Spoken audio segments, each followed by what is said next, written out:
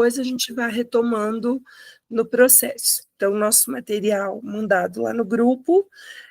Depois me falem se vocês estão conseguindo, quem assistiu a aula depois, né, do dia que a gente fez a última, se deu certo para vocês acessarem as aulas ou não, porque o menino que faz a organização do acesso, ele me disse que várias pessoas não tinham feito o cadastro, daí ele atualizou o cadastro, mas caso vocês tenham qualquer problema, me manda, que aí eu encaminho para vocês, tá bom? Muito bem, gente, vou exibir aqui o nosso material, para que a gente possa falar dessas outras variações de relação de progressão. Vamos lá. Olha, então, quando a gente pensa em progressão narrativa, primeiro nós passamos por aquele processo de estudo da narrativa, né, em si, e agora a gente fala dessa parte de desenvolvimento de textos que são de progressão narrativa, mas que têm uma estrutura diferente das que nós vimos até o momento. Estão conseguindo me ouvir? Que eu estou tentando falar o mais alto possível, mas é a voz que está ruim mesmo. Gente, então vamos lá. Ó. Este texto da Maíra Gabeira, que foi um texto da UFPR, ele, na época da cobrança, gerou uma dúvida sobre organização por conta da composição desse comando. Então, eu queria começar falando dele e depois das outras duas propostas que temos neste material, tá bom? Então, o que tem de diferente nesta proposta aqui? Nós temos o meio sem nenhuma informação. Então, o que tem de estranho se a gente comparar com os que vimos na última semana? A gente vê que tem o início da história, o início do relato da surfista, e tem o final do relato. Olha, vou afastar um pouquinho para vocês verem inteiro. Quando a gente vê o início e o fim, e esse meio vazio, essa metade vazia, então a gente entende que, diferente das outras situações que a gente viu até o momento, que eram a narrativa inteira e a falta do início da narrativa, aqui a gente tem um trecho recortado no meio da história. Então, esse modelo de sequência, de progressão, ele traz um desafio que é você levar em consideração tudo o que apareceu antes e observar como é que a narrativa continua depois do trecho que foi recortado. Então, essa proposta, na época da cobrança, ela foi bem polêmica, porque teve gente que, no nervosismo da prova, simplesmente, pessoal, não viu que tinha fim, não viu que tinha um trecho no final, apesar de o comando citar bem claramente a existência desse final. Olha, vou novamente voltar aqui para vocês verem essa parte de introdução. Ó. Vejam aqui no começo. Então, ele diz assim, ó, bem nessa parte inicial, ele projeta a seguinte situação, olha, peraí. O texto a seguir é um trecho do depoimento da surfista brasileira Maíra Gabeira à revista Veja, no qual ela conta episódios marcantes de sua trajetória profissional. Um trecho dessa narrativa foi suprimido, resultando em duas partes. Aí ele pede que você dê continuidade à narrativa a partir do ponto em que ela foi interrompida, garantindo a coerência entre o trecho inicial e o trecho posterior à interrupção. Então, por essa parte, o que a gente percebe? Claramente, o comando, ele cita que existe um início e existe um fim, e ele deixa claro que você deverá construir o meio, do texto, você deverá construir a parte que é o centro do texto. Logo, considerando isso, a gente imagina que uma parte suprimida vai gerar a necessidade de que você tenha uma metade ali do texto construída, levando-se em consideração tudo o que veio antes e tudo o que veio depois. E aí é a situação, então, que a gente vê, ela vai ter de 8 a 10 linhas, e ela deverá, ele diz aqui, obedecer os elementos formais necessários ao desenvolvimento do gênero discursivo solicitado, que é uma narração. Então, a gente vai ler o trecho que ela tem aqui no início de apresentação da informação, e depois vamos ler o final para a gente conversar sobre essa variação. Então, ela diz assim: sou surfista de ondas gigantes e passei muitos anos perseguindo a maior de todas.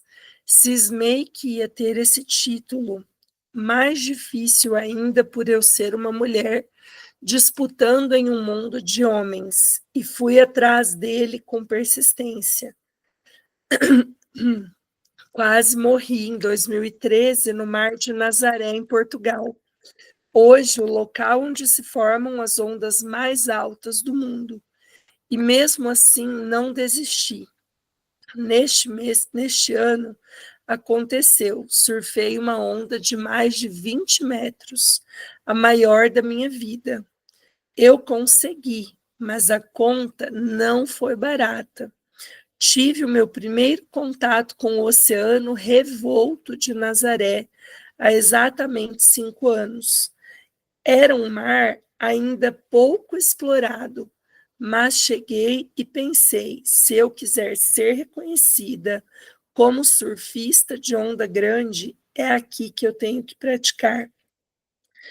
Fui a primeira mulher a enfrentar as ondas de lá. Depois de 20 dias treinando, o mapa meteorológico apontou uma ondulação enorme para o dia 28 de outubro daquele 2013. Deixa eu descer um pouquinho. E aí tem o trecho, a parte recortada e o final. Quando ela diz assim: acho que foi ali que quebrei o tornozelo.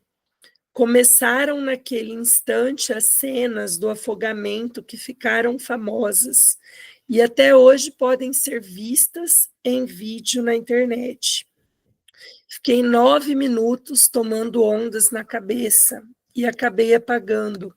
Finalmente, o Carlos Burle, surfista da mesma equipe, conseguiu me resgatar de jet ski e me levou para a areia.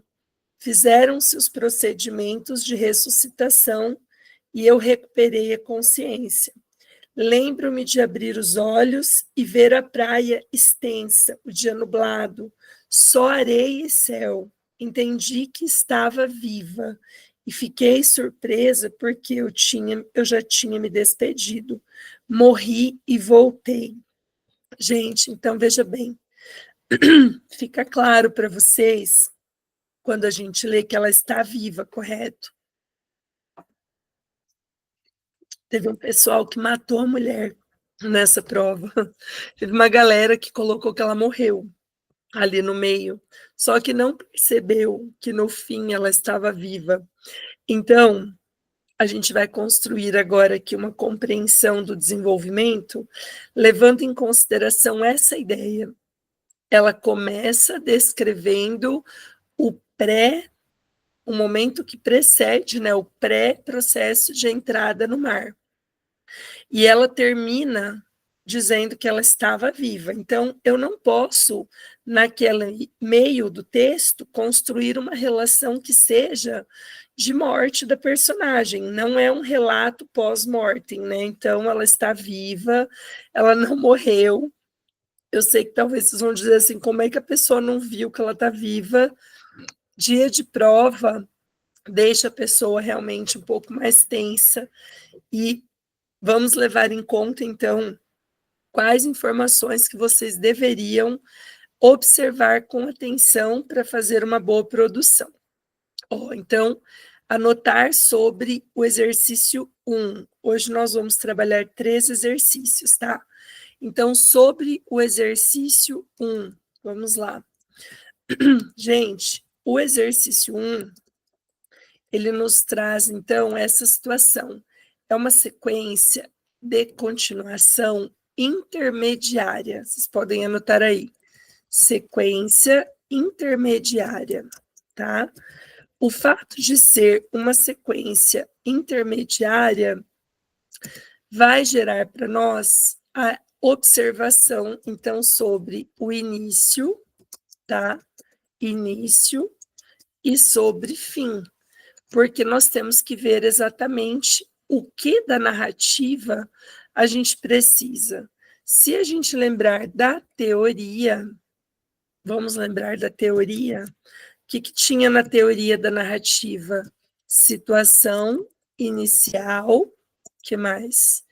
Início do conflito, conflito barra clímax e desfecho.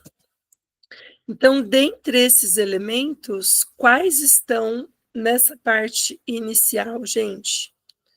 Vamos lá. Quem está acompanhando, participa. Quem não está agora, vai assistir depois. Estou dando um tempinho para que vocês consigam também pensar um pouco sobre a produção. Quais elementos nós temos no início? Nós temos o espaço, ela está em Nazaré, em Portugal. Nós temos o momento, o tempo, né? Porque ela diz que era, então, uma situação em outubro de 2013. Ela tinha se preparado, havia condições meteorológicas para que ela entrasse nesse dia. Então, é dia, né? Não é noite. E a gente tem a parte, então, quando ela diz que o mapa meteorológico apontou uma ondulação enorme para o dia 28 de outubro daquele 2013. Então, quando ela cita a data, isso é a situação inicial da narrativa dela? Ela já fez uma breve descrição. Eu posso dizer que isso é o quê? O início do conflito. Tá? Então, anotem que vocês darão sequência a partir do início do conflito, quando ela vê que havia condições especiais, né, pontuais, para que ela entrasse naquele dia e pudesse surfar as ondas gigantes. Naquele contexto temporal, então, em outubro de 2013, ela estava em Nazaré, Portugal. A personagem, então, a pessoa que está ali relatando, que é a Maíra Gabeira, surfista, entra no mar de Nazaré. Nós temos 8 a 10 linhas para criar uma ponte com qual outra parte da narrativa, gente? Qual outra parte da narrativa que ela apresentou aqui para a gente? Ela deu esse espaço e ela disse: acho que foi ali que quebrei o tornozelo. Começaram naquele instante as cenas do afogamento que ficaram famosas.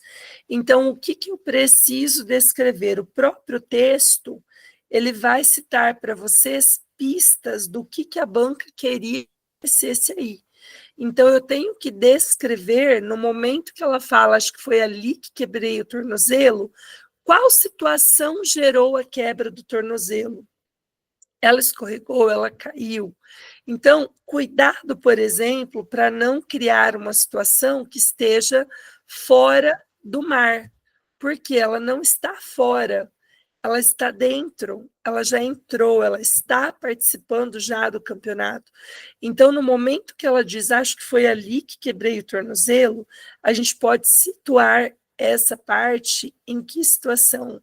Nós podemos situar a parte desse acho que foi ali que quebrei o tornozelo, lá no início do conflito, quando ela entra no mar ela está, por exemplo, já surfando, ela escorrega da prancha, ela torce o pé, a prancha sai debaixo do pé dela, ela não consegue se equilibrar, então vai ter que ter um ponto descrito por vocês que mostre o que gerou o conflito, que é o afogamento, para que faça sentido com o que veio depois, quando ela escreveu que foi naquele instante que começaram as cenas que ficaram famosas, as cenas do afogamento. Então, quando ela cai da prancha, ela bate o pé, então tem que ter o que gerou a quebra do tornozelo, tá? Vão anotando o que deve fazer parte desse meio, o que gerou o tornozelo quebrado, e deve haver uma descrição muito detalhada para que faça força na expressão ali do conflito, uma descrição detalhada dessa situação do afogamento, dela sendo jogada mar adentro, ou não sendo vista, ou tentando sair e não conseguindo, né, atordoada pelas ondas. Então, eu tenho que criar uma descrição de alguém se afogando, e se afogando num contexto de ondas gigantes de Nazaré. Imagina, né? Quem já viu, assistiu algum campeonato aí sabe que é uma situação delicada. Quando ela diz que ela foi, olha só embaixo, fiquei 9 minutos tomando ondas na cabeça. Quanto tempo dura essas cenas? Então, não é para pôr no dia seguinte, são 9 minutos, mas que vai envolver, esse momento vai envolver muita densidade emocional para relatar como ela se sentiu, como ela estava naquele momento. E não matem a personagem, tá? Então, não matem a personagem, vocês vão descrever só o que gerou a queda da prancha e as sensações atreladas ao afogamento, de modo que a gente tenha essa lógica com acho que foi ali que quebrei o tornozelo. Então, é o momento desde que ela entra no mar até o momento que ela se desequilibra, cai ou bate ou faz o quê, e começa já a sequência de conclusão. Então, é essa dinâmica que vai garantir, né, bem feita, uma boa nota, uma nota de coerência entre as duas partes do texto. Dicas importantes. Ela está narrando em primeira pessoa, ela é a narradora, então coloca essa observação. Manter o uso da primeira pessoa, esse narrador, essa pessoa contando, está contando a partir da própria visão, é a visão dela. Então, usar a primeira pessoa é importante. E não vai criar um novo desfecho, pois essa observação também. Não criar um novo desfecho, porque o desfecho já está lá no final. Então, nesse meio de 8, 10 linhas, eu aconselharia vocês a, de preferência, não quebrar parágrafos, faça um parágrafo só, que é mínimo 8, máximo 10, então um parágrafo só. E esse parágrafo pontuado, de modo que vocês tenham a descrição dessa situação. Certo, gente? Dessa proposta, como que você vai pôr na folha? Você vai só fazer o que a gente já falou que acontece já na semana passada. Vocês vão começar um novo parágrafo, então tem que começar com letra maiúscula e espaço de parágrafo. Letra maiúscula e espaço de parágrafo. Não pode usar letra minúscula. Tem que ser maiúscula, parágrafo e a sequência que foi ali proposta para vocês apresentarem. Certo, gente? Dessa proposta, quem está assistindo, tudo bem? Algum ponto que vocês queiram perguntar? Não? Por enquanto? Fala por enquanto não? Certo, vamos lá. Vou para a próxima, então, tá bom? Aí, se houver dúvida, vocês me mandem aqui. A gente vai falando, a gente vai comentando no chat. Bom, a próxima proposta, então, anotar aí o exercício 2. Exercício 2 dos tipos ainda de progressão. Esse exercício 2, ele é uma proposta da UEL. Então, eu estou intercalando para que vocês possam ver que as duas situações, né, os dois modelos de prova cobram essas possíveis situações de progressão narrativa também. Essa daqui, então, ela tem qual organização? Vamos lá. Olha, ela pede sequência de uma história, tá? E eu vou ler primeiro o comando, depois a outra parte. Então, ela diz assim: o escritor gaúcho Vitor Ramil promove em seu último livro, A Primavera da Pontuação, uma alegoria divertida entre os elementos da gramática e a realidade social do Brasil. A história acontece no reino de Ponto Alegre, onde vivem os elementos gramaticais da língua portuguesa. O lugar vive uma grande revolta quando uma palavra caminhão atropela um ponto e foge do local sem ser identificada. Os personagens do romance são todos termos gramaticais, padrões ortográficos e símbolos de pontuação que funcionam como um espelho da sociedade humana. Fazem parte da trama, entre outros elementos, acentos inescrupulosos, vírgulas desonestas, um pH ancião e jovens tremas que reclamavam de dor na coluna, pois, em virtude da reforma ortográfica, tentavam trabalhar como 2 pontos. Então, vamos lá. Você começa a ler isso aqui, qual sentimento já vem no seu coração? Você já vai pensar, gente, não é possível, né? Vou ter que escrever uma história cujos personagens são sinais de pontuação.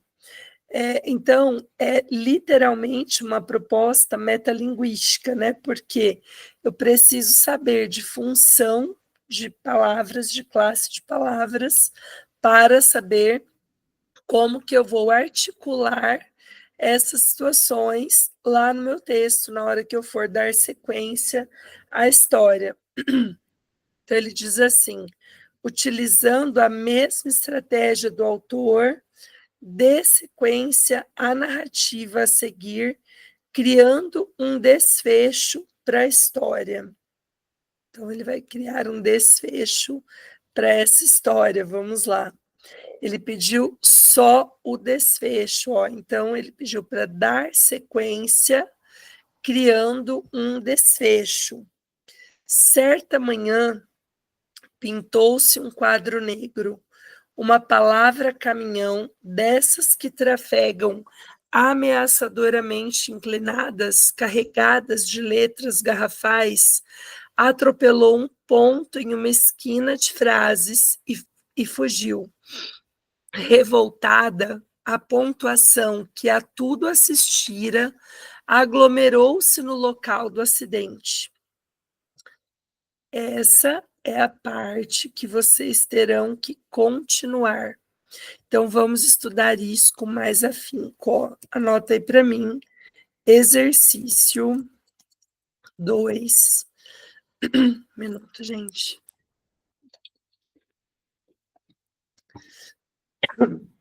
O exercício 2, então, ele pede o desfecho e o desfecho dessa história que a gente leu.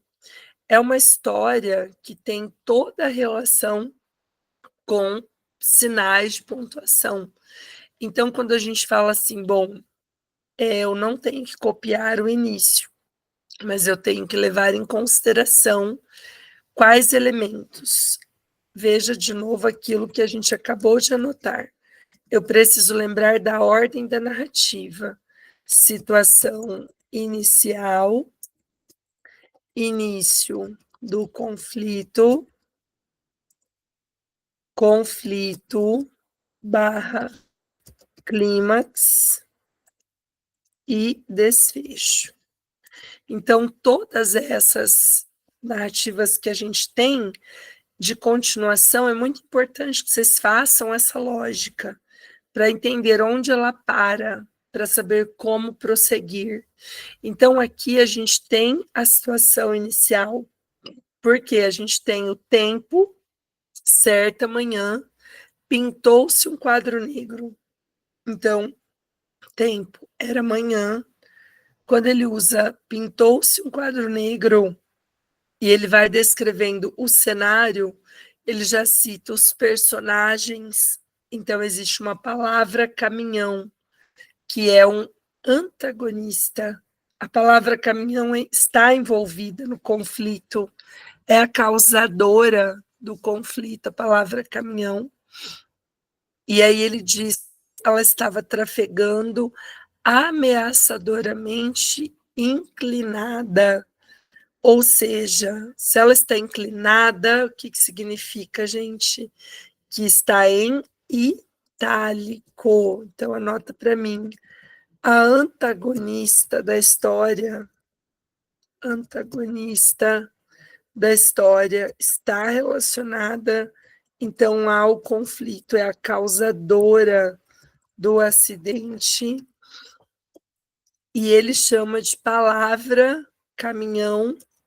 O que a gente poderia entender que é uma palavra caminhão, gente? Vamos lá. Os que estão assistindo ao vivo, se quiserem participar, por favor. O que vocês entendem por palavra caminhão?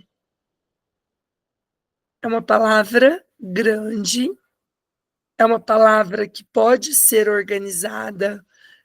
De que maneira? Pode ser uma palavra composta em duas partes, pode ser uma palavra grande que não seja composta, mas que seja longa. Então, eu tenho que imaginar uma palavra grande. Eu vou ter que citar qual é essa palavra. Vou ter que citar qual é essa palavra. No final, quando a gente descobre o mistério, a gente vai ter que citar qual é a situação, tá? E aí, vamos levar em conta isso aqui agora. Essa palavra caminhão, ela estava carregada de letras garrafais quando ela atropelou um ponto. Então, quem é a vítima é o ponto, onde em uma esquina de frases, e essa palavra fugiu, essa palavra saiu, ela não ficou no local do ponto arrebatado. O ponto foi jogado, ele foi atropelado. Então, olha só essa sequência: conflito, ela atropelou o ponto, conflito, ela fugiu. Então, conflito e clímax, momento de maior tensão. O fato de ela ter fugido gera o ponto central do conflito, porque quem é essa palavra caminhão? Qual é essa palavra caminhão? Quem estava na cena do crime? Então, veja que ele diz assim, revoltada, a pontuação que a tudo assistira aglomerou-se no local do acidente. Que tipo de pontuação poderia estar ali, poderia ser mencionada na sequência da história de vocês? Então, veja, a pontuação que a tudo assistira aglomerou-se no local do acidente. Quem estava no local do acidente, gente? Que tipo de sinais de pontuação vocês poderiam mencionar para fazer sentido essa brincadeira, essa lógica dos sinais de pontuação?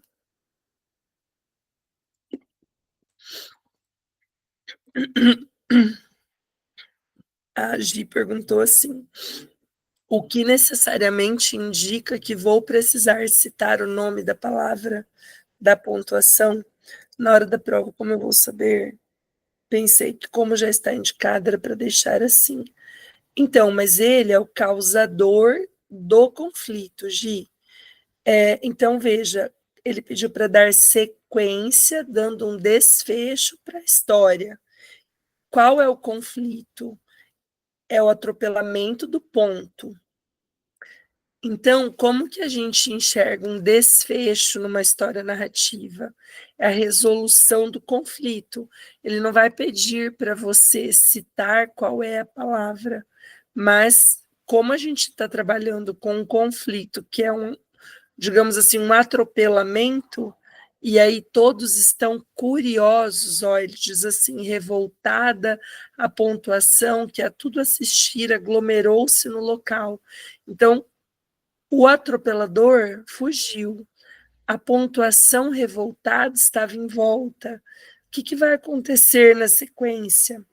A gente tem um espaço de 5 a 8 linhas para contar como que se resolveu, porque ele pediu o desfecho.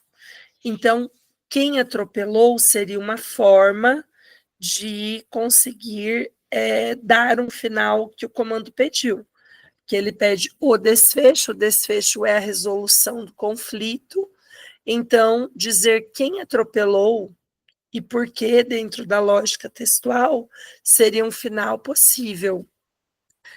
Eu perguntei sobre a pontuação, que a tudo assistir aglomerou-se no local, então não que precise obrigatoriamente, mas como eu tenho que construir e mostrar para o leitor, que é o corretor, que eu entendi a dinâmica da história, então faria sentido que a gente dissesse, por exemplo, que os pontos de interrogação se acotovelavam com os pontos de exclamação e passavam por cima das reticências, afinal, queriam saber para onde a palavra caminhão tinha ido. Então, quer dizer, se eles estão atropelando as reticências, é porque eles não querem que fique suspensa, sem um final. Né? A interrogação se acotovelando com a exclamação. Eles estavam num misto de susto e surpresa e dúvida sobre quem teria atropelado. Então, não que a gente vai criar um nome para pontuação, a gente vai só atribuir a lógica das funções que essas pontuações teriam no texto de forma criativa. E seria mais ou menos nessa linha de raciocínio que a gente faria esse final, tá? Então, seria mais ou menos seguindo essa dinâmica. E aí a gente pode dizer, por exemplo, pensar numa lógica, depois eu conto para vocês um texto que tirou nota muito boa, como foi. Não vou mostrar para não gerar influência inicialmente, mas essa palavra atropelou porque quis, ou é o significado da palavra que não queria um ponto final? Pensa nisso, tá? Pensa que a palavra caminhão pode ser uma palavra que não tem ideia de fim, e ela atropelou o ponto final para que ela se libertasse desse limite imposto pelo ponto final. Então, vocês vão ter que realmente pensar no que significam os fatores gramaticais para que faça um jogo de criatividade com esse final de história aqui, tá bom? E caminhando para a próxima, se vocês me permitirem, que daí a gente avança. O terceiro exercício, esse aqui, ele foi da Federal do Paraná. Então, vejam, não só o El já teve narrativas, né, com imagens, a Federal também. Falei para vocês que eu ia trazer para vocês sentirem, né, as diferenças entre as duas. E nesse caso aqui, a gente vai, por exemplo, dizer assim, o que esse comando queria, o que esse comando trazia para a gente de importante. Ele diz assim, leia a história em quadrinhos a seguir, até o ponto disponibilizado para leitura. Então, é uma história em quadrinhos. E ele cita, ó, 1 aqui na parte de cima, 2 na parte de baixo, do lado esquerdo, 3 e 4 ali na sequência. Então, Aí veio a seguinte proposta: escreva um texto narrativo contando os fatos apresentados no excerto e elabore um desfecho para a história.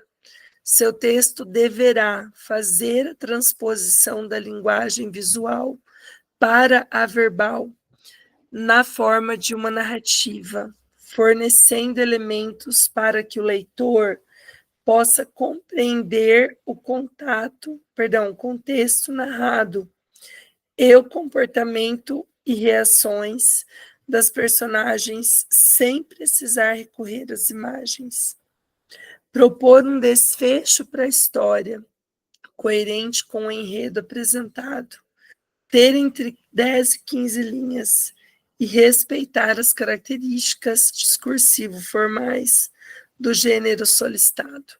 Gente, então, qual é o ponto desse comando? Ele pediu para transpor para a linguagem verbal. Então, anota para mim que o exercício 3, ele ganha um nome que é um pouquinho diferente. É uma progressão? É uma progressão. Só que esse comando, ele disse que era para você fazer a sequência, porém, ele puxa de volta ali qual situação.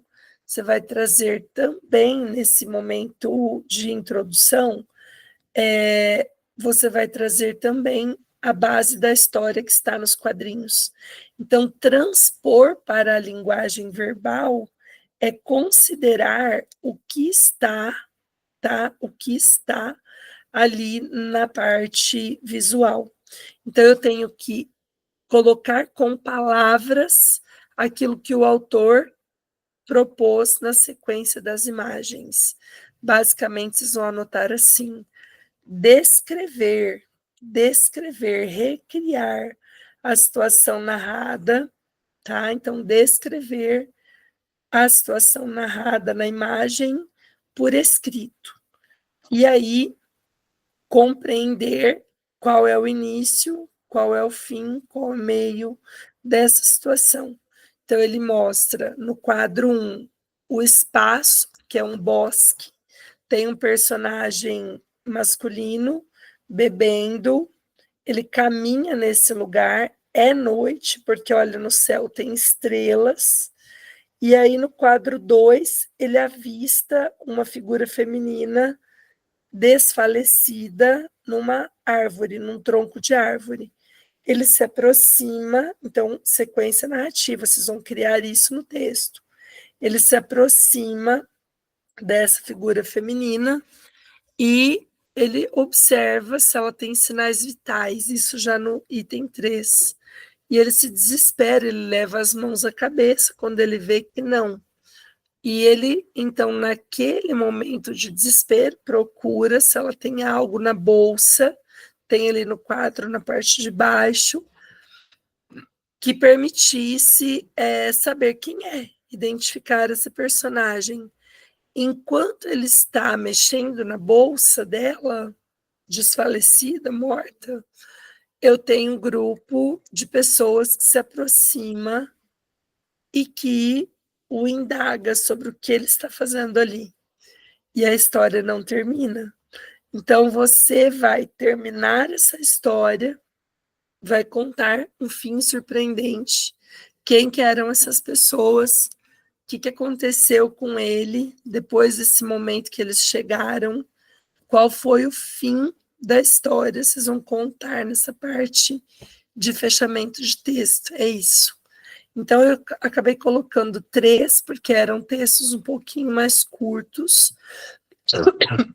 Se não dá para fazer os 3, gente, selecionem o que vocês considerariam mais difícil, sempre o mais difícil, não o mais fácil, para fazer, tá bom? Semana que vem não temos aula, a gente teve seguidas essas últimas por conta do problema de reposição. Na nossa próxima aula, a gente inicia a parte de a gente da UEL, né, Luiz? É uma loucura. Eu nunca vou esquecer o dia que o pessoal saiu da prova e me mandou a prova. Eu falei, gente, Gente, como Deus, né? Como Deus.